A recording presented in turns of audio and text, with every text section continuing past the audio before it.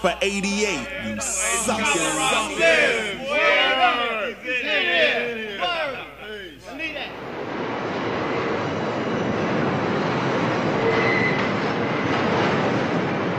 At the Grand Concourse 149th Street station in the Bronx, graffiti writers gather at what they call the writer's bench. Yo, it's the verbal assault weapon with words uncanny. You can fool me, but I cannot fuck with Rudy Giuliani. Press the panic button, shit, it's the schizophrenic cannon. I can kill it from the West Coast to the Atlantic. Nowadays it seems it's hard to maintain. Can't take the stress, it's scarred, I'm going insane. What's good, what's good? Live from the writer's bench, another F. I'm your man Kill with the usual soldiers, Beezo and Vic. What's poppin', fellas? Peace. Alright. Tonight we got a special guest on the bench. We got my man Prince Poe from Organized Okay. Peace. What's good? What's good, fellas? Hey. Man, I gotta say too, the cat came in like Christmas time, man. He bought like, y'all can't see the table, but it's mad fish on the joint, vegetables back there. Came in bearing gifts, so you know, it's a lot of love, you know, a lot of respect. Appreciate the cat coming through, man. Appreciate it, definitely. Yeah, that's what it is. That's what it is. Let's jump right in, Poe. Yo, what was you just our age group, so you coming up in the most important times of hip hop being born. What was Queens like in your neighborhood? What was your first dealings with hip hop? What was the first things you were seeing in Queens? Like, what got you into this hip hop game? Well, you know, a funny thing about Queens, like, you know, it's always looked at as like the other borough, that outside borough. But Queens is like it's really the desert. You know what I'm saying? When they nicknamed it the desert, that's exactly what it is, because it's a two-fare zone. Like, I lived in Brooklyn, I lived in the Bronx. You know, I hung out in Manhattan and did a lot of time in the city. And Queens is the only borough that you can't get right where you at to where you exactly going, like, without, you know, and Queens is the only place that you could do it without, you gotta take a bus. So it's like, you know, I call it a two-fare zone. So it's like, that's why I consider this desert, because you somewhere out like in Lawton or Rosedale, and you come into a count on the street with a dude and you get shot, like, dude, you might lay out there like all night. You're not near a train station or a main strip. Like, you know, I've lived off of 4th Avenue in Bergen a long time ago, and it's like all the boroughs are set up a little different from, you know, Staten Island too is also, y'all can say Staten Island and Queens and Long Island is almost like that two-fare zone. So it was different. But when I grew up, it's almost like the every same story about the New Jack City drug dealing hustler. Like I grew up around an area where, like, you know, robbing was not what we did. Like we knew people in Brooklyn did that, or like people in Manhattan or somewhere else did that. But like, we was about hustling. And I mean, I was a kid. Like I'm y'all age, but when I was a kid, like, it was about, like, I couldn't steal none of y'all coats. I gotta go ask for a pack. You know what I'm saying? Like, it was just that raw. And a lot of people always glorify it. I don't glorify it. It's just I'm blessed to be able to share the story and not put the extras like they did in Belly and all that. You know, riding around with a key in the glove compartment, smoking a blunt, running a light. Like, are you crazy? That's TV. This is not TV. This is like, yo, listen. If I took mentals like Jacket, they would make me fight men with one hand behind my back. This is the hustler niggas in the hood. So it's like, you know, people can knock it, but it was a jewel out of that oppression. Like, it was like, yo, you don't steal nobody's coat that's from the same struggle as you. Now you gonna fight him. Yo, men, you gotta fight Prince. Yo, P, you gotta put a hand behind your back. Now men get to fight me with two hands, and I'm fighting them with one, because you shouldn't be stealing from somebody who's going through the same struggles. So it was good and bad in how I grew up, and it was weird, but a lot of people can knock it, but it was discipline, and it was ordinance. And that's what's missing, and that's why a lot of people is running reckless. Even grown-ups right now, like everybody talk about the young people, even grown-ups right now don't have their priorities straight. You know what I'm saying? So it's like that taught me a lot. So it's like I used to go to Bronx. Oh, you from Queens? Because my aunt lived in the Bronx. So I always was in the South Bronx. My other sister, when I was young, that's how I was able to get to Brooklyn when I was young, 14 or 15 years old, running the streets in Brooklyn, trying to find somebody who would sneak and sell me weed. You see what I'm saying? Because I'm from a place where we spoil. I'm watching Maseratis and Mercedes-Benzes with BBS rims parked up the block. So it's like, I need to get this. But my dad was a disciplinarian, and I only could go to Brooklyn if I was babysitting my nephews for my sister. So that was my outlet. So it's like, I was a New York kid that just was out there. And it's like, now it's a blessing to be able to be a part of talk shows like this and blog spots and whatever title, because titles don't mean nothing without a venture. Y'all guys has a venture, and I want to be a part of this. So that's why I was telling men, like, I'm gonna bring through. We got salmon, we got tilapia, we even got shark, we got steam, you know. And it's like, I wanted to do that because I want to set a presence for people who be on there like we balling and like, you know, we doing it like. This is my man, Men. This and the show, the writer's block. I mean, this is a part of my existence of how I came. I can't spend $50 to let people know, like, yo, we spend money too. This is what we do too.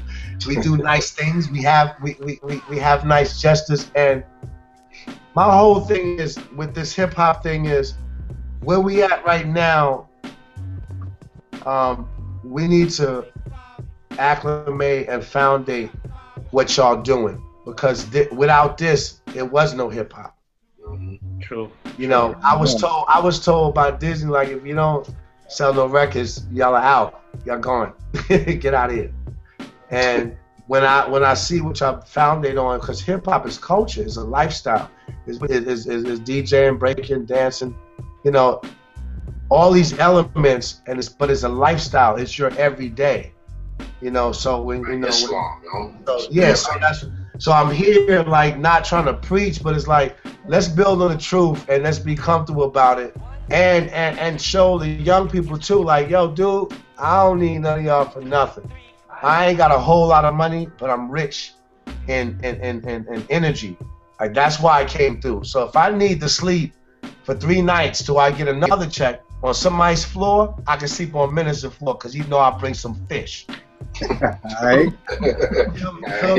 I go by building with cats by my reality of my actions, not just by saying how real I am, but what I do. And this game is like, people always saying what they don't do. Let's just build on what we trying to do. And that's what the Writers is about. It's like, y'all build on where y'all at with it, and that's where I'm at. Like, I don't want to hear that complaining shit. We gotta maintain. Now, so tell me, so what was the hip hop scene like in Queens growing up for you? Grandmaster Vic, the Boss Crew, a local neighborhood crews that would come out and DJ, and I had the best of both worlds because my aunt lived, you know, near Crotona Park in the Bronx, so I was able to be near hip hop, where where the birthplace of it, but. When I used to go up there as a kid and see them DJ, I was already at Park Jams almost getting my ass whipped because I had to be home by when the lights come on. So we always had Park Jams, you know what I'm saying? So it's like, yeah, I think New York, I think hip hop started in the Bronx, but it was so close that I knew about DJs, and I used to go to the Bronx and be like, oh, y'all got DJs in the park too. They're like, dude, we've been doing this. I'm like, we've been doing this. You know what I'm saying? So it's like, I don't know, man. I'm blessed, man. I'm in the epicenter of hip hop. Like, I was a kid, like I said, coming to see my aunt near Prospect in Boston. So, you know, nobody got to question it. You know, I even spoke to Showbiz about that. You know what I'm saying? Like, I was seeing the hustlers on the street and the music and the boom boxes. So it's like, and I'm going back to the projects telling them like, oh, they do that up there too. And then the hustlers was like, oh yeah, we go up to the Bronx, we party with them. You know, we go to the Fever and all that other stuff that they were saying. But I was a kid making my little $20 off of Electric Boogie. So what part of Queens? What part of Queens did you grow up? Projects. 40? 40 Projects, South Jamaica. Yeah. Oh. I'm from, I'm from there, and I'm blessed. Like I was around Onyx and Lost Boys is like maybe like a 5-minute drive, like more like I would say like southwest from me, like maybe like 5 or 10. So everybody was all connected, but like even in like the movie Paid in Full, Makai Pfeiffer ran up on the stairs to the dudes uptown and said, "Yo, if y'all keep messing with the money, y'all don't have to go to Queens to get money." I honestly feel like that's my neighborhood because that's what it was. But that environment taught me something gotta be better because along with they got BBSs, a lot of people's lives was lost. A lot of people has become victims, and their family members have become victims. But when you got kids that don't know nothing but the hustle game, you can't knock them. You gotta knock who taught them, and somebody came before them.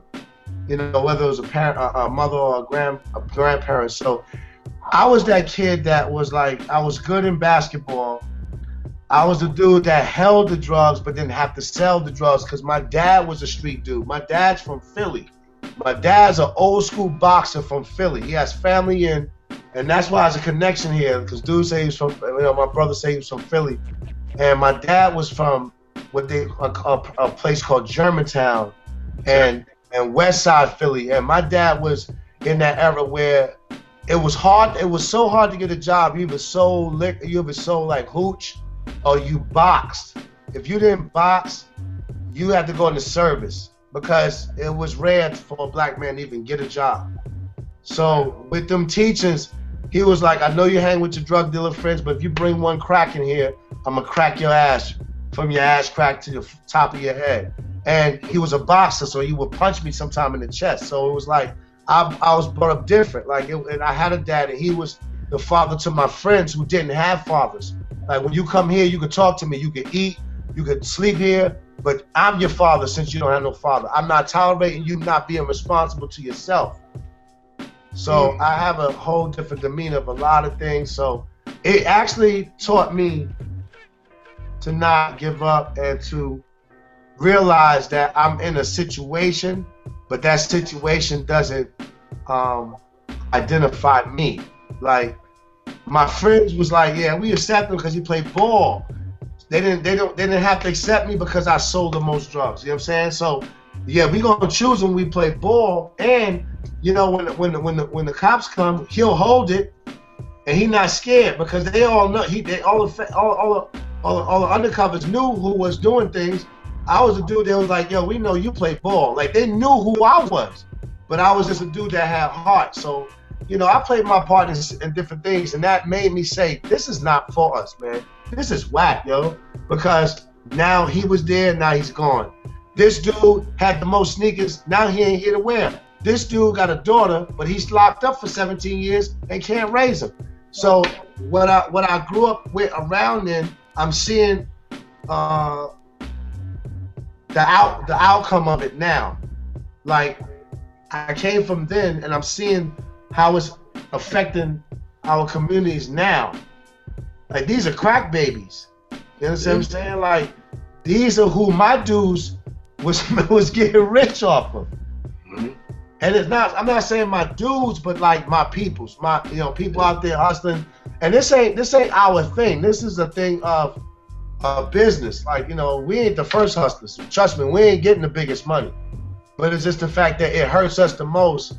So it's a catch-22 situation. So it taught me to, you know what? Let me maintain how to fight, and I can stay in the hood and be different and try to make a change, but still be around my people. So how did you and Monch ever hook up, yo? That's what I'm saying. We was in that hood with all those pressures, and me and him just happened to be those two kids that like to draw, who play ball, who's a part of the environment but not scared to be different. So me and Monch hooked up. We knew each other from public school. He was in a grade above me, and then in junior high school, we was acquainted because we played ball. We was like almost in the same type of, but I lived in the projects. He lived outside the projects. but dudes on his block was going hard too. So it was like you have these pressures that was around us, but me and him had so much similarity, but just in different places. You know what I'm saying? So in high school, it was just totally ironic that he was an artist, and I like to draw too, like little cartoon characters and all that, and we end up at the same high school. So now it's like going to school in Manhattan, but being a Queens dude. So you see another Queens dude, it's like how you just bond. So it's like that's when we started really putting the music together, and it was just so much so energy about amongst it, because I seen him in elementary school. Like I remember him as like being in the 5th and 6th grade, and then going to junior high school, it was more pressure because the hustler dudes coming to school on mopeds. Like it's money around you, it's people getting beat up every day after school. You trying to stay cool, but you ain't trying to jump nobody for no reason. So it was a lot of pressure, and me and him was still compatible, but he was still a grade above me. So it was a little different too. So but in high school, we bonded, and at that time he was beatboxing, and we got together and started making music, and it was just like natural because we had acquaintance because we're from the same hood. And when did OC come into the picture for y'all? He lived across the street from March. Okay. So it was like, oh, this is my man, he rhymed. Yeah. And and it was like, I was like, yo, this dude can spit. Like, yeah. The day we was making the beats of Fudge Pudge is the day that we was like, yo, let's put him on the song. Like, he just spit. And at that time, it wasn't about like, yo, how much money we can make, how much he gonna charge us. Yo, we can get that nigga $10,000 and we can make like 100,000 because he got a name for himself, blah, blah, blah. It was like, yo, he can spit. I just want to tell you one thing. I'm going to just go off on a tangent for a second, so bear with me. There's two things about Organized Konfusion for me. Like we talked about, I don't know if you've seen the episode, we talked about like different things that make certain groups or artists, legendary or, part of their legacy, what makes them important in hip hop. And for me, it's things like, how many classics you got. You got a classic album, you got a classic song or whatever. And when it comes to Organized, for me, Fudge Pudge, I put up there in my like top 3 or 4. Like I consider that a posse cut, even though it's just y'all two and OC. But when I think of like, oh no doubt, when I think of like the Basement, Scenario Remix, the Symphony, Fudge Pudge is right in there. Like I'm saying, for me. So that right there is like, that's one notch. All right, that's some classic shit. Then the remix of Stress for me, yo fam, that shit was like Word is Born. That shit was like elevated music for me and my man. And what I mean by that was, that shit would be on repeat on the CD. You be coming to sleep, you be coming in the house, nobody's home, and that shit is on in the crib. You would just leave that shit on, because niggas was feeling that. You know what I'm saying? So again, for me, then Stress, when I look at like greatest remixes, Stress is one of the dopest remixes I ever heard. But the thing about y'all that to me solidifies the most, and I told OC this because I had a chance to meet him a few years ago. My man opened up for him, and then we hooked up with him in Philly, and he was mad peace. We was building for a while. And I told him, I said, you know what, fam? I like between you, Monch, and Prince Poe, I'm like, yo, I look at y'all cats like I looked at Rakim, Kane, and G-Rap. But them cats is three different cats, they own entities. But I'm like, it's ill to me that there's a group with their mans on the side that I look at and is lyrically as ill as these niggas. I look at y'all as being the next generation of them ill, dope MCs. You know what I'm saying? And when the first album dropped, I was like, okay, I was right. I mean, these cats, all three of y'all niggas, just be lacing cats with the lyrics. So I'm just wondering, like, when did you realize, when you and Monch was connecting with the lyrics, like you said, you known each other since y'all was little, but when did you realize when y'all started rhyming and all that, and I know y'all worked with Paul C something, right before he passed, whatever, when did it really hit you like, yo, we could really do this shit? You know what I'm saying? When did that like come into y'all minds collective, like, yo, we really got something, we could really do this shit and start making music and shit? Well, first I'm gonna say, we really never. First I'm gonna start off with them the three MCs that you named. Those dudes was really like people that we looked up to. We realized that like they were all so dope in their own way. Like we used to have conversations where people used to think that we was gonna fight.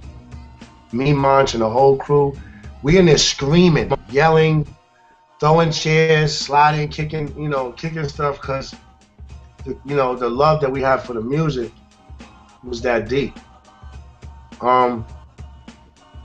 First of all, we didn't think that we would be able to get a deal.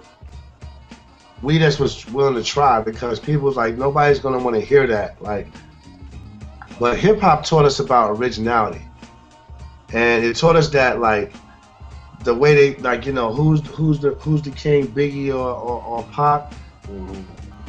We were all kings, but we have like a struggle, but the struggle have different avenues. People have different struggles, and it's like, I'm tired of people pigeonholing us like, oh, it's just one problem. No, there's like several parts of poverty. Like, you're bugging. Like, you know what I'm saying? Like, there's several parts of the situation, like from a person not getting treated fairly to getting a job to a person who has been disabled and y'all not giving the proper money because this man has gotten hurt on the job. So it's not, you know, people always look at like welfare or food stamp. So like, with us, we realize that hip hop is a culture, and culture is a lifestyle, and lifestyle is a struggle, because of, it don't matter, like, there's a lot of poor white people. You know what I'm saying? There's a lot of misfortunate situations, like people going to fight in the war and they can't come back and get a house. Like, you know, so organizers like, yo, Public Enemy is doing this. LL is doing that. He's, you know, whether it's feel good or give us a message. What can we contribute to our struggle, our culture? Right. So we was like Organized Konfusion. Like, we don't want to be nothing, because Redman had the weed covered.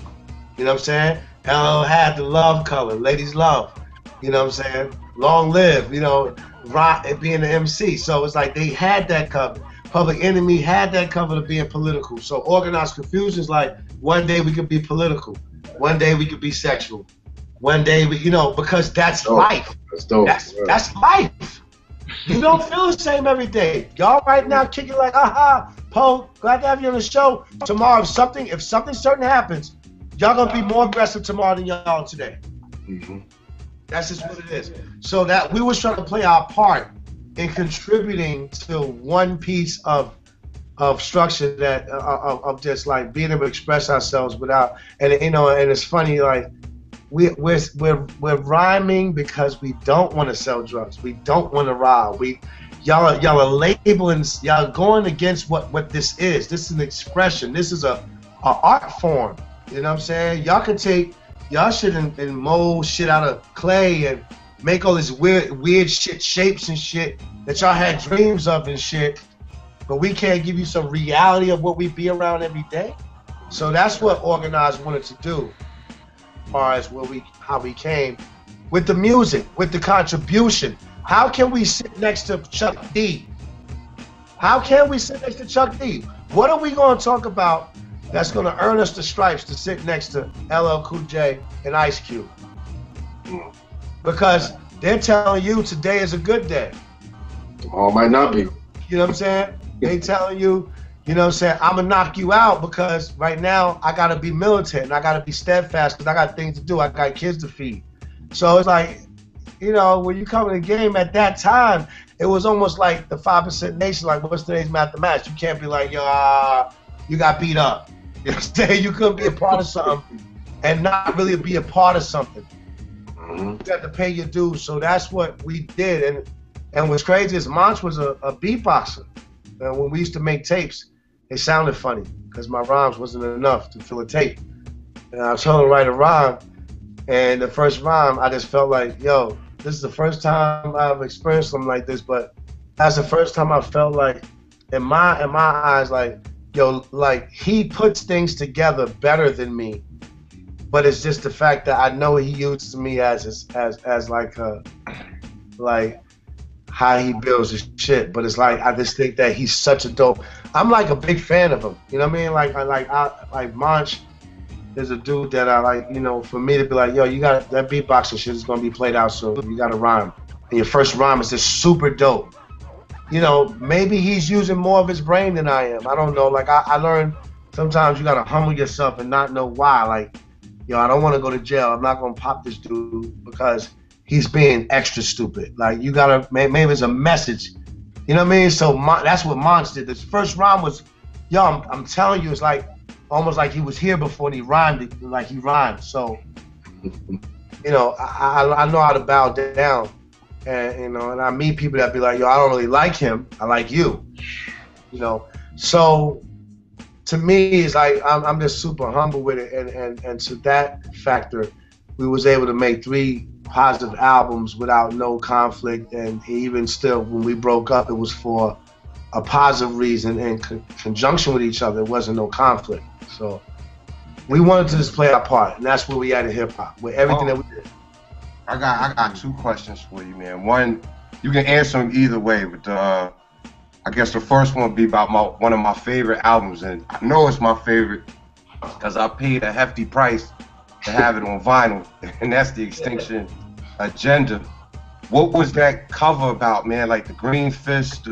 Is it something to that cover like people should know, or was it just a cover? And then my second question, go ahead and answer that one first. Yo, it's real simple, not even wordy. Think about what's going on now and go back and look at that cover, and then we on the same page. Okay. And my second question, you dropped a jewel, a hip-hop jewel, and me and Ev was talking about this in the summer, man. You had mentioned Grandmaster Vic, and I was just wondering if you could tell a lot of people outside of New York who that is and what he really did for hip-hop. First of all, I always go by, like, you can't change numbers. So if you say 8 + 8 is 17, there's no way you could prove that. So when it comes to time and evolution, I realize that time is just as precious as, well, more valuable than money, but it's more precious than almost any other element, because without time we can't really acknowledge and understand. So it's like, I was a kid, you know, and when I moved to the projects, I was about 4 or 5 years old, and I can even still remember that.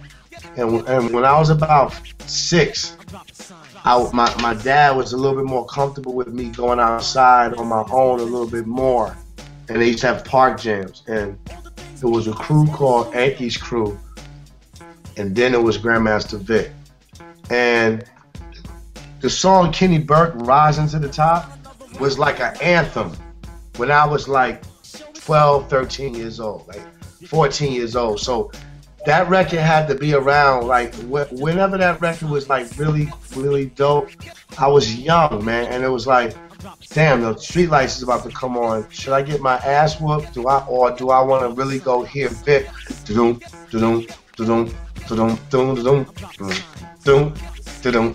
That was like, when you heard that ring through the air, it was like, no matter what the gunshots was, no matter how many cops came through in the RAS, that was like a moment of like triumph when you heard that play. Grandmaster Vic on 1s and 2s, and you heard that was like, yo, you know, and you could be fly. It didn't matter if you had on Pumas or you had on animal sneakers, like sneakers with animals on them. So Grandmaster Vic was a part of my life that was like a piece of like freedom of the oppression that I was too young to understand that I was in. Like, I didn't understand that, you know, I was young and I was like seeing light-skinned friends, like, and they'll say, hey, Tar Baby, and this is my friend.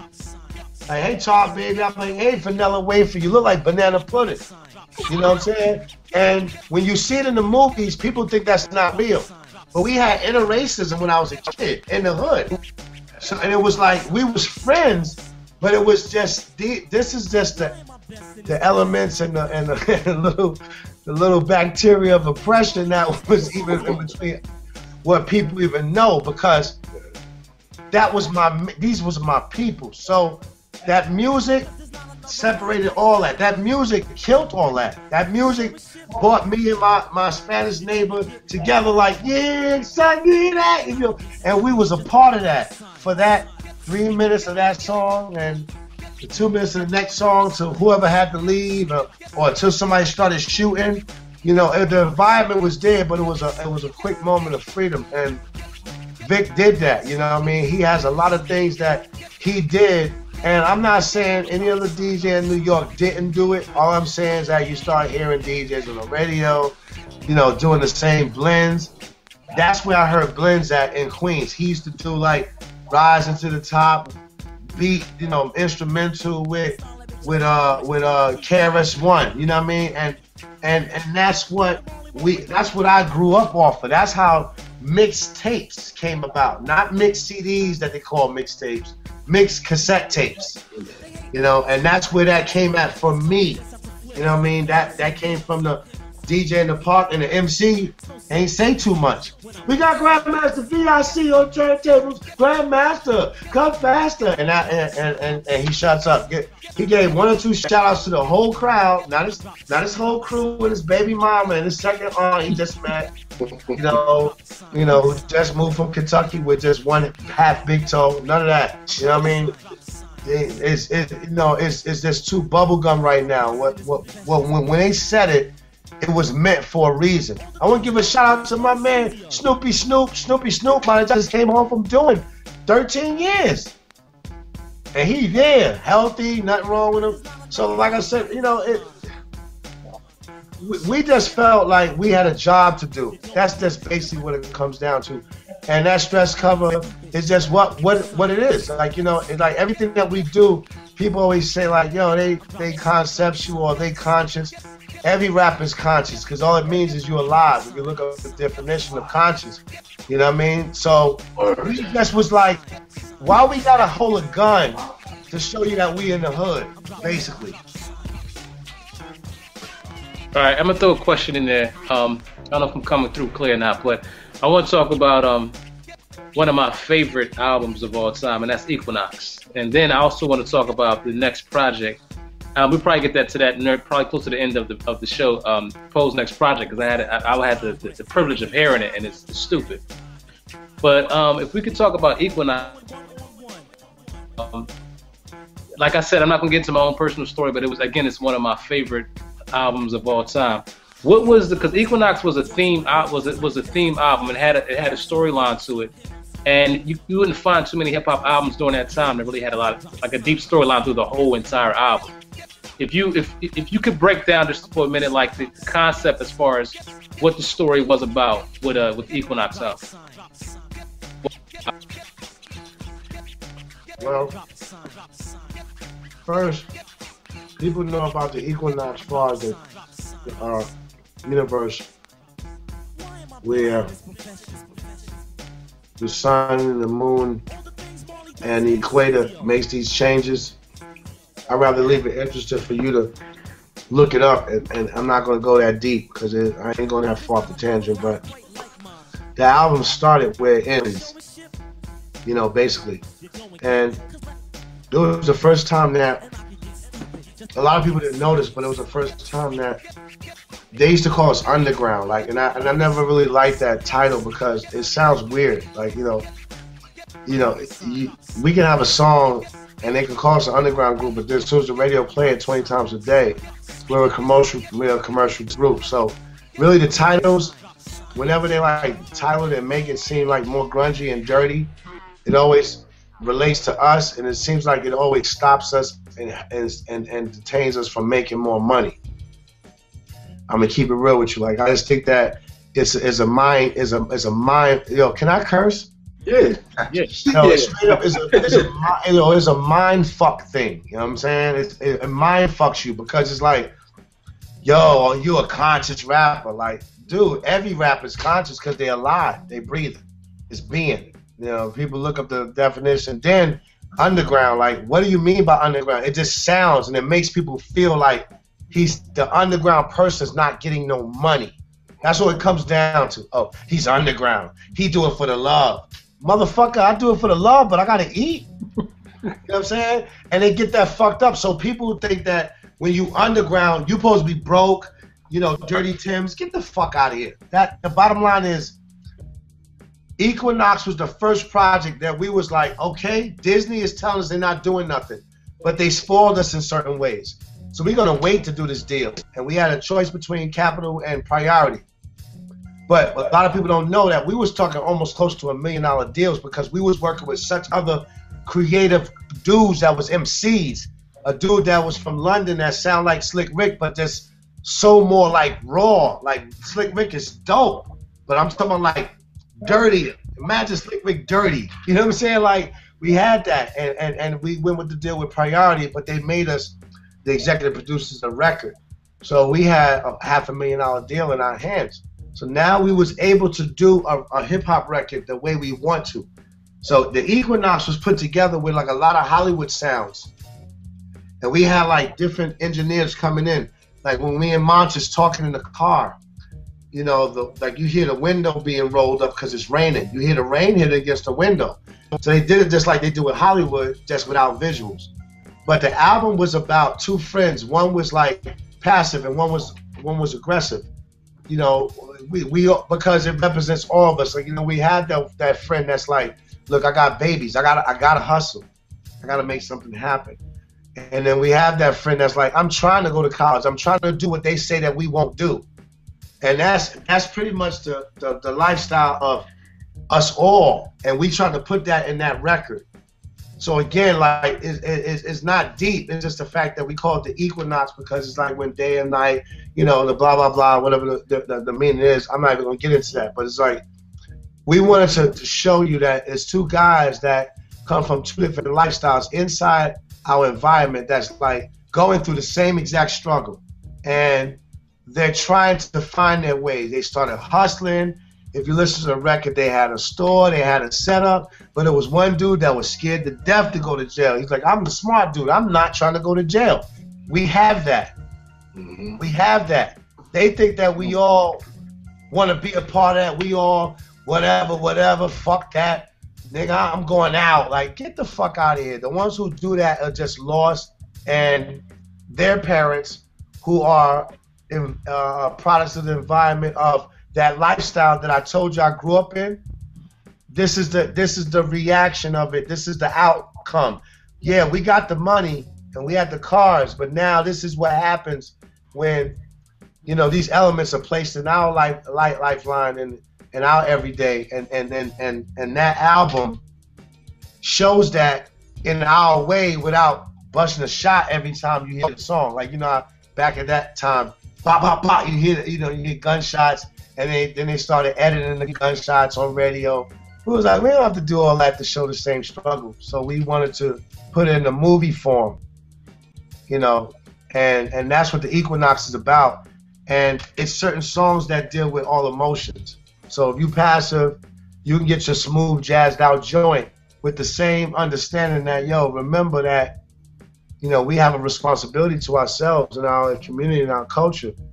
And that's what hip hop represents. So that's what the Equinox is about, you know, bringing balance and changing and how do you say, evolving the situation into a better predicament. So that's what that record was about. And like I said, when y'all play this back and listen to it, everything will make sense because it's like I'm still promoting the record. Like, you know, me and Monch made an oath to be like, one more time. And we done with it. And when we got that big budget, we was really more frugal with the budget.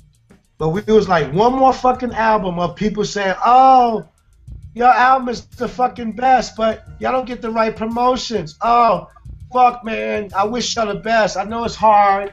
And I got $7,000 in my fucking pocket. Like, yeah, it's hard, but because you believed in it, I'm here. So me and Monch made an oath like, if they say that with the Equinox album, we just gonna fucking quit. We're done. So Priority didn't do what they're supposed to do, and it's all good. And we said, no more records. Let's keep the legacy golden. Like, you know, the Equinox represent the whole struggle, and that's a great way to end it. If somebody come along and they got the right money, but more so, the right understanding of how to promote. Because if you gave me Nas's budget or like Tommy Mottola saying, yo, if y'all don't sell this Nas Illmatic record, y'all all are fired. Basically is what he said. If I didn't say that about the record, then we would have had a platinum record. You know what I'm saying? Somebody got to push that go button. That's dope. That's dope. Yo, let me ask you this, because like Beezo touched on a little bit earlier, y'all were one of the few hip-hop groups to work with Paul C, who in my eyes is one of the illest producers ever. You know, one of them dudes who a lot of people may not know unless you really engulfed in the history of hip-hop. But how did y'all meet Paul? Well, two questions. How did y'all meet Paul and get down with him? And then two, how did you hear about his death? And how did his death affect y'all music? Because he was producing for y'all. Right. We met Paul basically by this booking time in the studio. He ran the studio. We was like this. That was the closest studio to the hood. It was 1212 was on Archer Avenue, and like 150. I don't know. I don't remember 152nd or whatever. But that was the closest studio, and we booked time. And we went there. We only had a loop from a record, a piece of a record that we wanted them to keep playing over and over. And his brother engineered the session. And his brother was like, yo, nobody looped nothing like this. These dudes is crazy. Like, how they gonna rhyme over it? Then we rhymed over it. It was a song called International Arrivals. And we had the airplane sound in it from another record. Yo, we was just like dudes from the hood that was like, yo, we gonna wow out. And his brother was like, yo, these dudes, it's interesting working with them because nobody's doing this. Like, and he showed Paul, and Paul was like, yo, I want to work with them directly. Let me do their sessions. And we used to see Lost Professor as a kid in the room, like, who that kid in there? You know what I'm saying? Tapping a little kid with the glasses. You know what I'm saying? That was Lost Professor. He wasn't a kid. He just looked young and innocent. But he was in there on the 12, like, learning the 12 in the room by himself. Like, and I didn't, you know, it's just incredible, like, to be here now and realize that's why we so close. It's, you know, it's bugged out. But how old was Extra P back then? I don't know. Like, we didn't get cool with him. Like, he was always in that extra room working. Like, every time we came, because Paul's brother did the first session, and the next time we came to finish the song, because, you know, we was poor. We only was able to afford like 3.5 hours. You know, we negotiated the half. You know what I'm saying? So we got 3 hours we was able to afford, but then, yo, how much you give us that half for? You know what I mean? And it was Tim, Paul's brother. And then to answer your other question, like, we got cool with Paul, and he started doing our sessions, and he was like digging our samples, and then one of the samples was James Brown. And that's when he lost his mind, because he's a James Brown nut. So we started working with him. Unfortunately, at that time, Yusef Hawkins got killed in New York City, if y'all remember. Yeah. So it wasn't the brightest thing to be going bowling with a white guy in Queens. You know, we went bowling. My attitude was like, fuck these people. Marsh was like, yeah, fuck them. But Paul was so nervous that when he went to go bowl a ball, like, he literally threw that shit back like 5 feet. Like, yo, it was the craziest shit. And when he threw it, everybody in the whole bowling alley stared at us. Because it's like, yo, what the fuck y'all doing with that white boy? And I'm sitting there going, but this motherfucker know more about James Brown than any black person I know. That dude used to chop up, yo, all about James Brown than anybody I knew. So I'm a young dude who's trying to rhyme. I'm looking up to Ron and L. I'm hyped. I don't give a fuck that these motherfuckers want to beef. I'm ready to fight for this white boy, cause he know hip hop, cause he know James Brown. Like, I was just like, you know, I was caught up and it was real. But we got close, and going through stuff like that, we started working on a demo. Dante Ross from Elektra Records at the time, that was Paul's friend, and Paul didn't trust a lot of people because Paul didn't like signing contracts. That's why he only worked with DNA International, who has Super Lover C and Casanova Rudd, because that dude was gay, and he was a real easy dude to work with doing music. And Paul liked the fact that, like, this dude ain't gonna give me no problems. He's all about peace and love. You know what I'm saying? I'm giving you the real. This is uncut. I'm telling you. And you talk about, yo, it was a lot of racial tension in New York City at the time. Working on the music, and we got comfortable because it was a little while now, and he was like, yo, I got some people that might be interested in you. He really had our best interest in heart. He was telling us like, you know, I think Rakim want to work, and Biz want to work, and Latifah want to work. We was like, oh man, we in now. Like you gotta understand, when you're from the hood, you just, even though we were still paying a little bit of money, we felt like we made it. You know what I'm saying? At that time, you know. And I went to his house. I personally went to his house and knocked on the back door.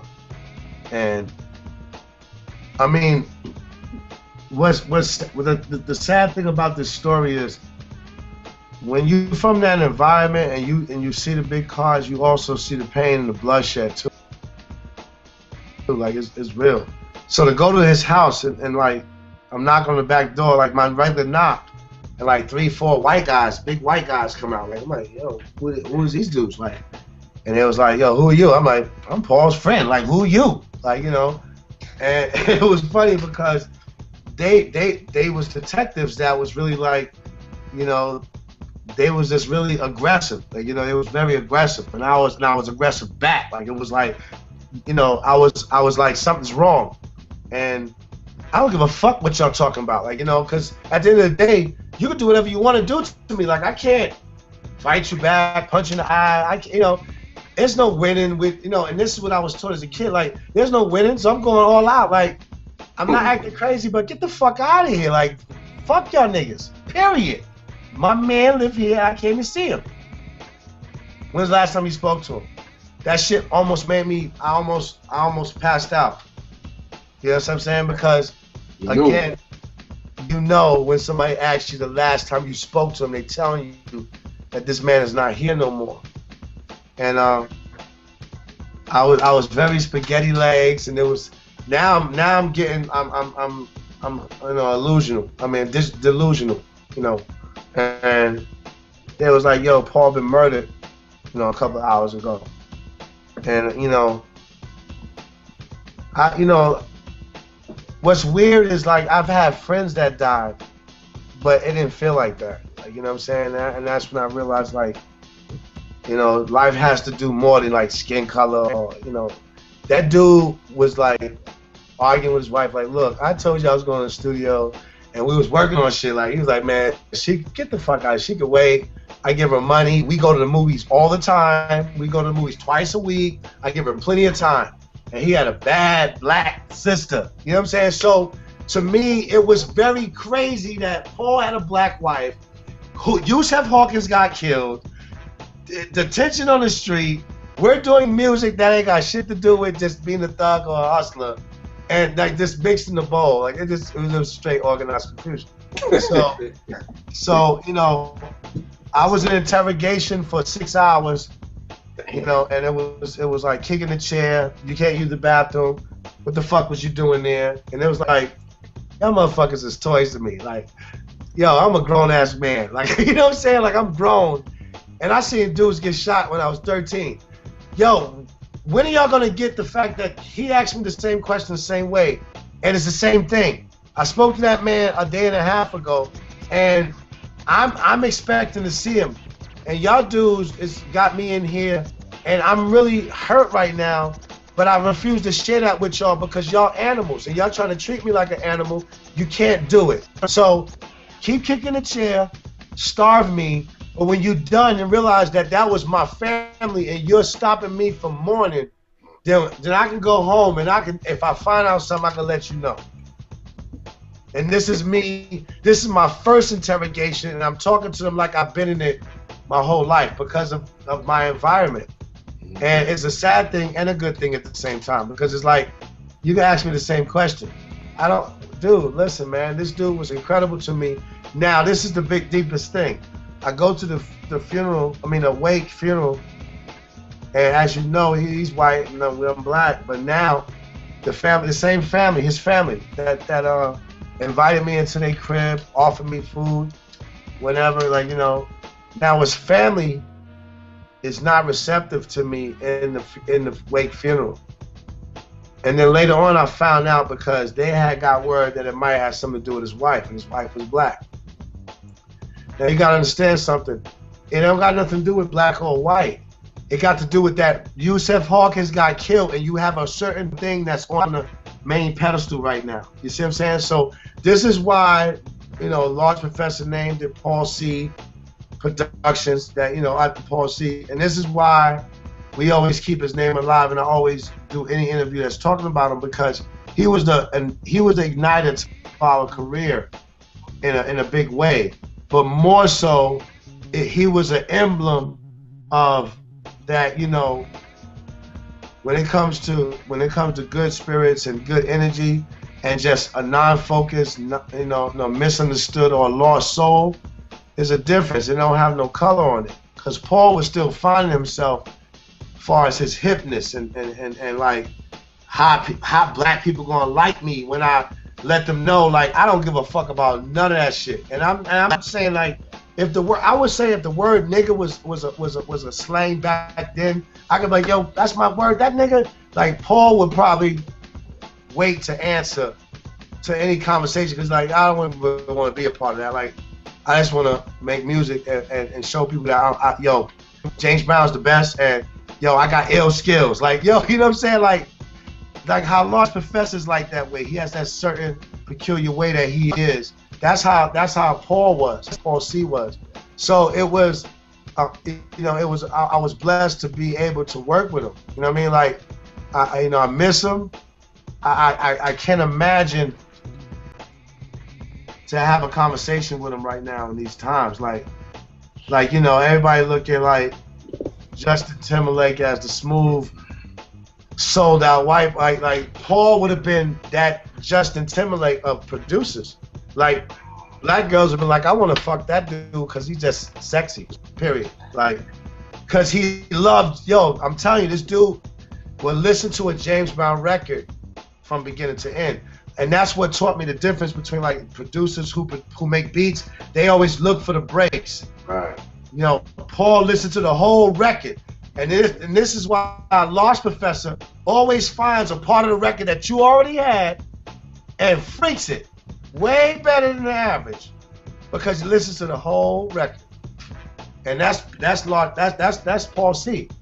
Like, study the records, listen to what they were saying, see if you hear a message, and that one part that just touch you. And like Paul, yo, he wasn't in the clothes or none of that shit. The dude was, and he had money. Like, the dude had money. He was just like, yo, James Brown got a unreleased joint that I don't even have, yo, overseas. I'm about to try to order it. Like, yo, I'm like, this dude crazy, yo. You fronting. Like, you know what I'm saying? Like, you can say that to Paul, and he was with it. Like, you know, you can call a white boy in front of Paul. It's not like he's uncomfortable with it. It's like, we know who we are. That's just pigment, my dude. Like, his soul was crazy. Knowing what you know now, how do you think, like, if you were coming into the game for the first time, but you have the knowledge of the industry that you have now, what do you think you would do different, if anything? Wow, that's a good question. Like, do you think you and Marshall would have stayed together for another album, or you think it still would have went the path it went? You think that, you know, again, with Paul C, I mean, that is what it is, but because I know, I can't imagine, I mean, I've been there before where you at that cusp and then something happens and it just throws everything into a crazy tailspin, and you got to pick up the pieces, you got to move on, the world keeps spinning, but you're like, damn, this is my man's and helped me put me in this spot. So it's like, now what? But y'all obviously kept going and y'all was successful. So y'all obviously picked up the pieces and put it back together, you know what I'm saying, and kept it moving. But again, knowing what you know now, with all of the ups and downs, the life, the good shit, the touring, you know what I'm saying, all that crazy shit, is there anything you think you would do different? And if so, what would it be? Well, definitely, like, a lot of ways we went about corporate would have been different, because, like, I've done, like, most of the business. Like, you know, Munch is my brother, and I love him. So like, we'll talk like 7 in the morning, and I would gather the information, and I did most of the business. So what I would do different is, with the knowledge I have now, what I would do different is contractual. You know, we're bonded. We're bonded. So it's like I gotta start from the initial start of what is going to start corporate to spend money. You know what I'm saying?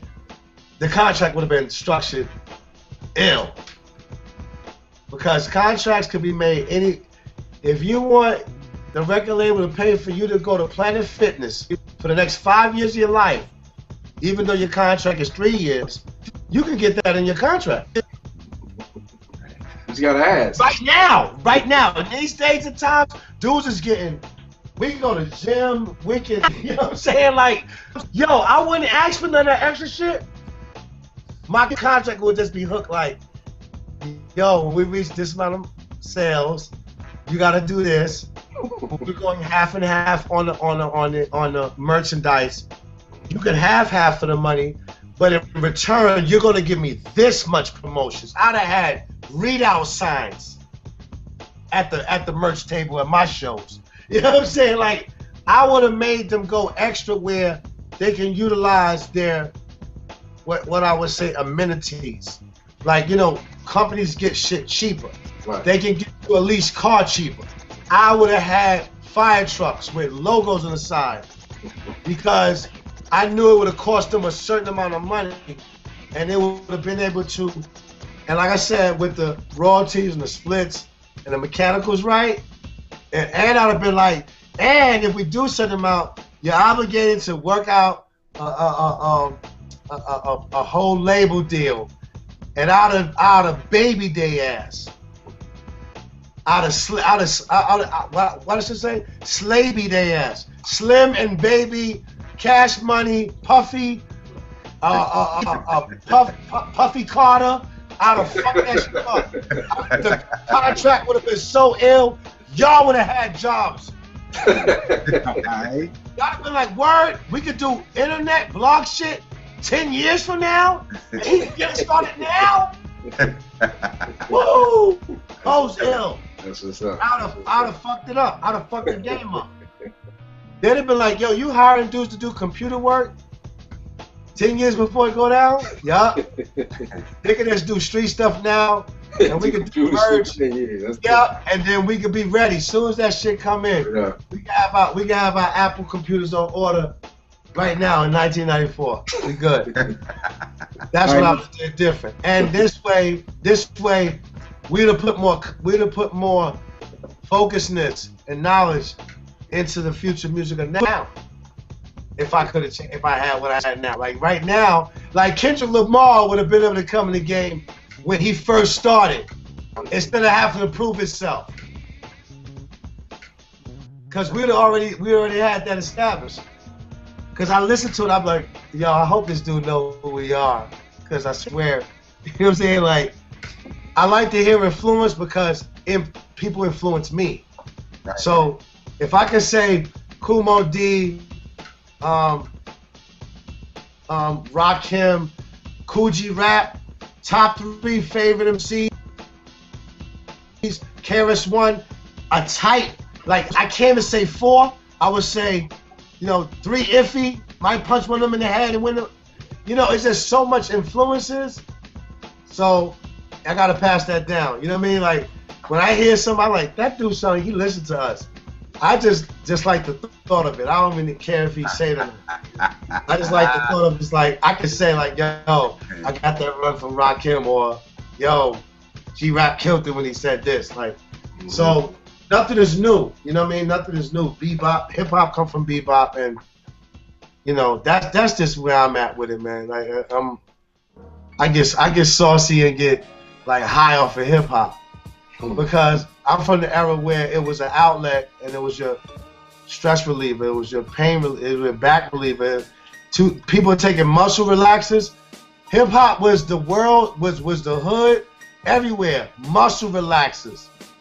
Yes, that's what stress was for me and my peoples. That's what that remix. That's why I said that. It would be on for days. The equipment, the CD on repeat, stress, every fucking day for 3-4 days, 24/7, non-stop, because of what you just said. It relieved our stress. I mean, the song was about stress. And when P said the line about stress shit is real, and don't let it real, have your ass in the staircase smoking the grill, yo, that shit, I still say that line. It's still lines from that song. I still say to my kids, to co-workers, and look at me like I'm crazy. I'm like, yeah, you just don't know. You ain't never had that stress relief of real hip-hop to help you fucking connect with something that is about you. You know what I'm saying? And this shit nowadays, it don't have that same originality, that same organic feel of the hip-hop from the 80s and 70s up to about the 90s, you know, late 90s, early 2000s. But yeah, that's what's up. That's dope. That's dope. And that's it from taking it from Beezo, from talking about hip hop right now. Dog, all I've heard about, whenever I poly with Ev, I hear about this new album. So Poe, tell us what's good with this new album. I'm hearing this bananas. You got Oh No, one of my fave producers on the behind the boards. What's good with the new album? Let us hear something. Like tell me something good about it. Can you hear me back here? Yeah. I just want to add to that, man, because actually I was going to bring that up. That's like I said, I had to, when we talking about hip hop, when we talking about how things, you know, you use hip hop to kind of like help balance out real life situations. That's one of the things I heard when I had the pleasure of actually hearing this new project. So I definitely want to bring that up. And it's some dope appearances on that joint. So I'm gonna just turn the mic over and let Poe talk about it. But I really want to get into this album because I've heard it when I was living in LA. I heard pieces of it, and I heard him talking about doing the project with Oh No. And then when we linked up here in New York, he came through and played the whole joint for me, and it was ridiculous. So tell them about because I don't even know what the name of the album is, actually, to be honest with you. The name of the album is called Animal Serum. And when people look up the definition, it's not no super complicated concept. Animals is us. We're a form of animal. We're a species.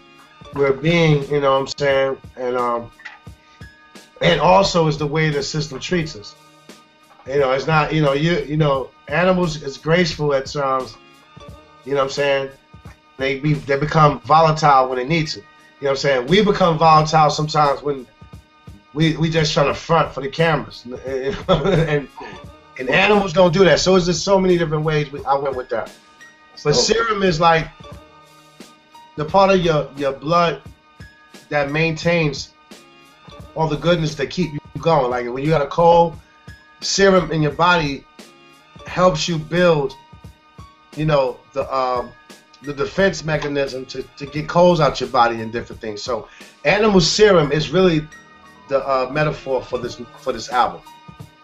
It's our bringing like let's not even address that whack bubblegum poisoning whack shit because it's whack. You know what I'm saying? You talking about like how rich you are to a bunch of poor kids. You know what I mean? Like, first of all, you got, when I say poor, you might have $500 in your pocket. That's poor can extend to the society that we live in. So this album represents the goodness. We bringing back real hip hop. We bringing back healing. We trying to have songs that make you feel good. So I got like Sadat X on a song called Wavy. And like I sound serious in my rhyme, but it's almost like I'm in a car with you and I'm riding through the city. And we all have that day where you got a little money in your pocket, you riding, and you be like, yo, my mom is gonna have my kids for the next 2 days because she on her grandma thing and I'm gonna let her rock. My bills is paid. I'm doing me and my peoples right now. So you wavy, like that was a little saying a little while ago, but my wavy was like, y'all don't have to have no gators. My dude, like, I know who I am. Like, you know what I'm saying? If I hit that chick from the back, I'm gonna hit her better than you do, and you got on $2,000 worth of clothes. Like, what does it really mean if you don't have the soul or the spirit? So it's like wavy is that day or that moment of like satisfaction with yourself. You know what I'm saying? Like you took care of a couple of things. You got a moment without being stressful. Because we always hear how people say, yo, son, I can't deal with that. Oh, yo, that's fucked up. You never, yo, how many times y'all hear somebody call you like, hey, yo, my dude, I got good news for you. Yo, guess what I heard good about you? How many times you hear that? And you get phone calls every day. So I want this record to make people feel like, yo, I might make it happen. And then like, damn, I can't sleep at night. Yo, he be seeing faces in the wall, and yo, he looked at his pit was bleeding onto the lawn. Like, yo, he be having bugged out dreams too. So it's like, I'm telling you, like, stay up, watch a little TV, have a cup of tea. Like, yo, I go through what you go through, is all good. Like, let's make it through. You know, and that's what Animal Serum is about. So I got Rock from Helter Skelter. And, you know, I always like the deep voice MCs, you know, that has skills. So one of the first originals is Saphir, the Saucy Nomad. I call him Saphir Sizzling now because he, you know, he's still slick. So I got Saphir and Rock Monster on the same song. And to be able to, you know, and to be like on a song with them, I'm more so like paying homage to the people that I came up with or always like, you know, respected as being like real creative. And also, I wanted to bring back like, yo, what happened to you sound like apples and I sound like oranges and you sound like pears, but they're all essential vitamins and needed fruits. Everybody think it's cool to sound the same. That shit is saccharine. It's not hip hop, man. It's not original, man. That shit is saccharine. You call it saccharine? That shit is saccharine. Fuck out of here. You sound like your man. That's almost like dressing like your man. Y'all might as well Exactly like that. twins Yeah. going to get some clothes, looking like sweet twins. Yeah. Fuck out of here. Yeah. It was about being original because there's no one king. There's no one leader. We all got leadership inside of us. We all have times where we become the teacher. We all have times when we become the student.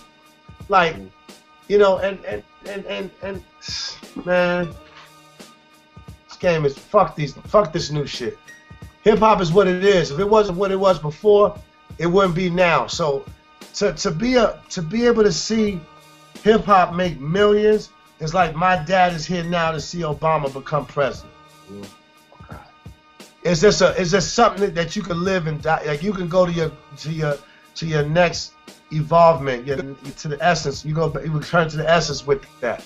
You know what I'm saying? Like y'all are making millions. I can say what y'all want, but if that man ain't say what he said, you know, don't push me because I'm close to the edge. Y'all wouldn't be saying none of this shit about drinking lean, and you know, and look at you and look at us. All my niggas is rich as fuck. I like 2 Chainz, don't get me wrong, but don't tell my motherfucking dudes, look at you and look at us. All my niggas, if we wasn't the age we are now, I'm telling you, my niggas would have been like, when I see you, I'm gonna come get you, and I'm coming to get what makes you look that way and what makes us. You know what I'm saying? Yo, Paul, let me jump in for 1 sec, because you kind of alluded to it with what you was just saying with the whole don't push me. Yo, your joint you did with the message is crazy, my dude. Like, I love the video. I love the whole concept of it. I love the way how you freaked it. Is that on the album? What was that off of?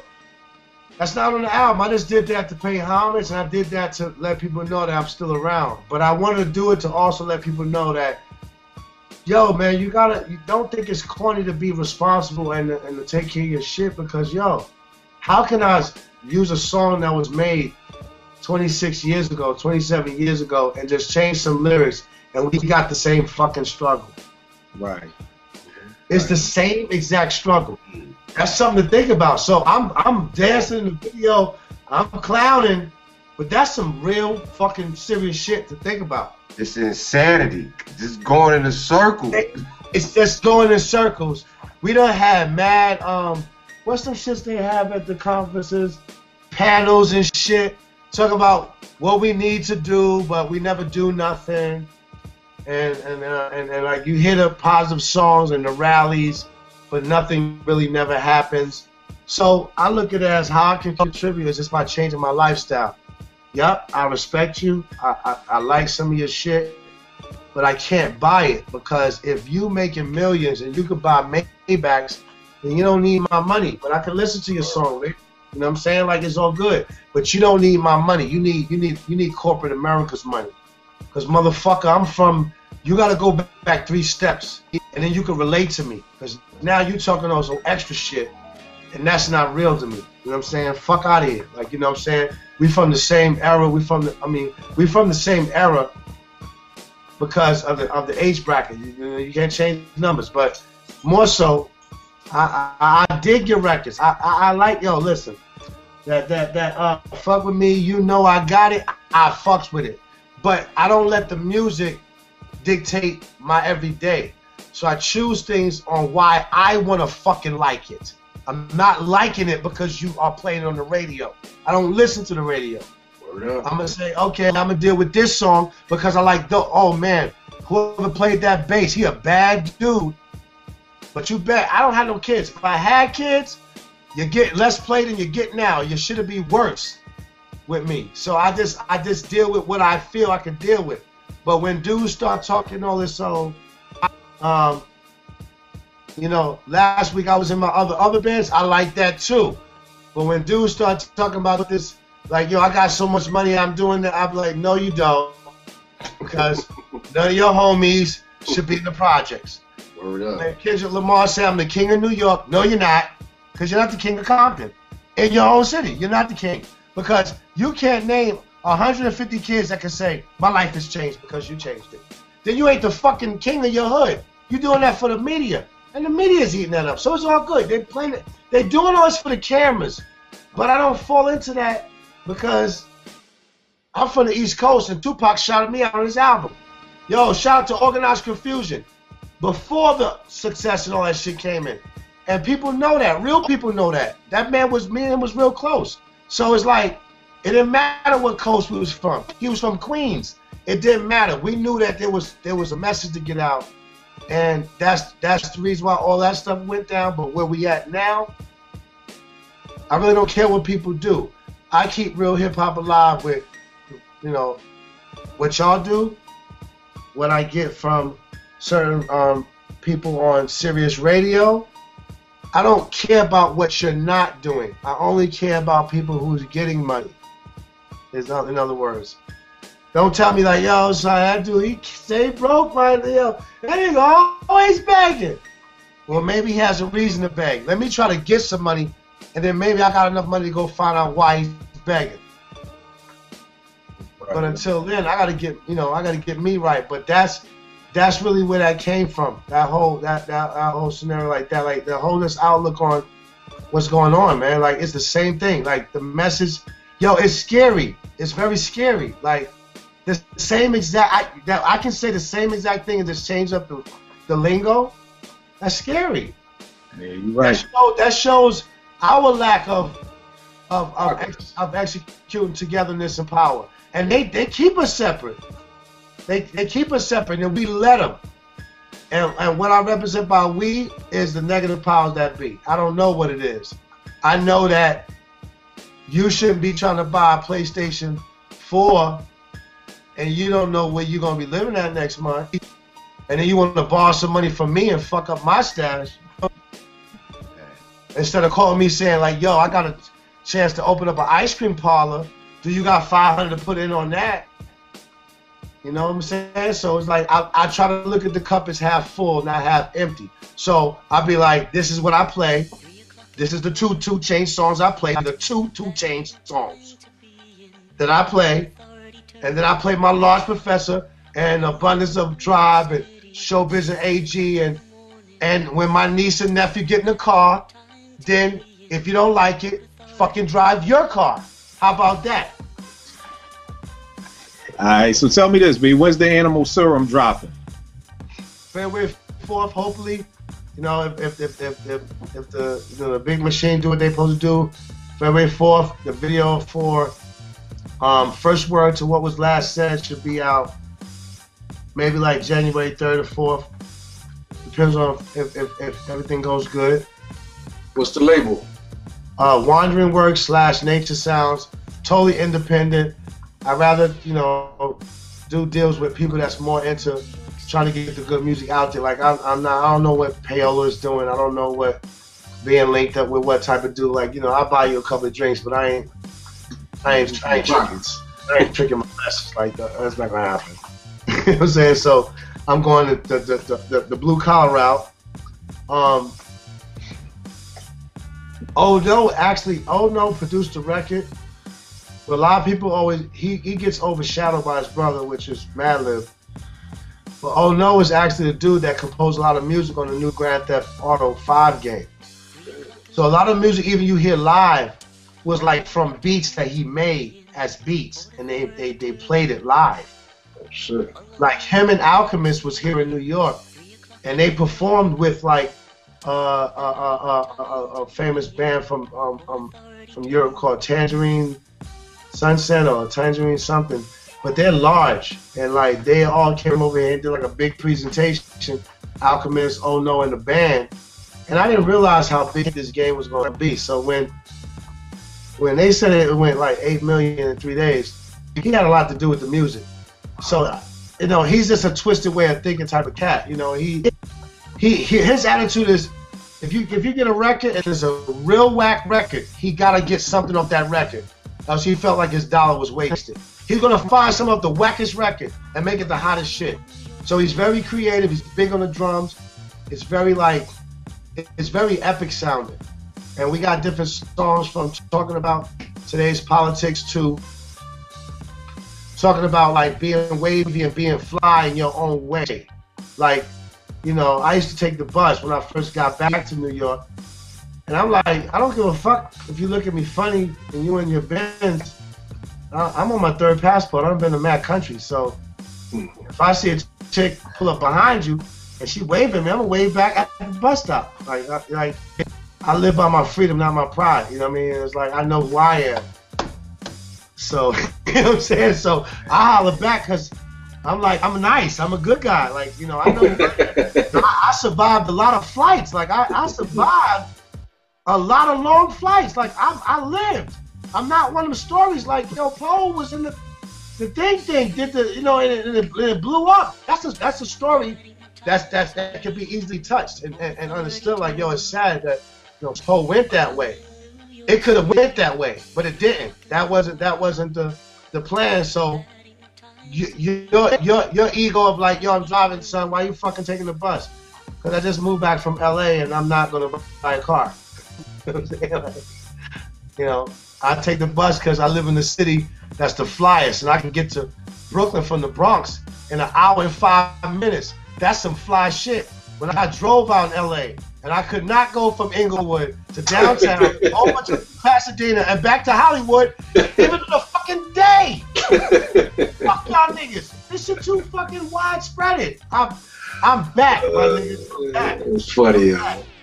So you appreciate little things that mean a lot, and you live by your freedom and not your pride. So that album was able to get finished. I recorded at Marco Polo's house, which the dude that put out the Port Authority 2 record that me and Monch got 3 o'clock on it. And I recorded the rest of the album for me and Oh No at his house. And like I told Oh No ideas over the phone. And like I can say, yo, I want you to say every phrase or word that falls on the right beat to what I say. And I wrote that in an email, and I told him on the phone, and he actually did it without me being in the studio. So that lets me further know that he has a vision, and he has vision. So we have just different songs. We got Starfire Miles, which is like a internet, cyberspace, vocabulary way of being nasty and being sensual to women. So it's like, and half the dudes gonna be like, nobody wanna hear that shit. But people who do take out some time to think, sometimes during the day, is going to enjoy it. Wow. That's what it is. That's what it is. Think. Yeah, word up. That's what it is. Well, yo, good looking for coming through and chopping it up with us, Poe, man. And, you know, it's definitely a a blessing, and just, you know, for taking time out your day. You coming over there feeding them good fish and everything, you know. Hopefully one day we gonna get together. See, that's what I'm trying to tell you, that, you know, if they only gave Organized them the amenities and shit like that, that's what we have been doing. We'd have been doing this, and then like, okay, the next episode, everybody flying in. Right. We didn't have to buy Gucci suits and all that shit. We just did it different way. So, you know, it's all good. They'd have been like, yeah, that's some fly shit that they, you know, they doing a cyberspace thing in different areas and then like coming together in the same room. Like, yo, we'd actually probably would have sold more records. That's true when you think about it like that. Next concept, hell yeah. Think about it. It would have been like Cyberfly. Like, you know what I'm saying? Like, we'd have been ahead of the game, like way better than they are now. We'd have been super wavy. Like, yo, they was together and apart at the same time. You know, and now with the shit, you could, you know, split screen the shit. Hey. Come on, man, we'd have been pimps. Space pimps. All right, good looking out. Good looking out. Yo, another episode live from the Writers Bench. Check us out, youtube.com/live from the bench, www.livefromthewritersbench.com. Salute to all my soldiers. Poe, good looking for coming through. Ev, Beezo, Vic. Get with y'all next week. Keep it locked. Peace. All right, peace. Peace. Young girl, caught up in the zone, trapped in the jaws of poverty, drug abuse in the home. 3 BFFs already pregnant, my every move is alone. 17 and battered with thoughts of getting to put 2 in the dome. Stressed and ready to just end it, suspended in disgrace. Hatred to cinder, her faith heavily contended. Bend it over backwards, rend it loyalty, even to extend it, fam. Like a ninja on a binge for vengeance, man. Grabbed the stash of cash and ran away. Felt she had to mash real fast and out of the grave. 2.5 days later, she'll be in the land of hate. The big city is full of dreams, but you gon' learn today. Jumped on the bus, cap low, yo, she blended. Quickly hindered by vacation in parking lot attendant, waving a message pendant. Soul crying, lying like a remnant. So tiring, so inspiring, things to be implemented. No guidance, but a science refused to play down. But wait, everybody knows you don't go Greyhound with time to shake.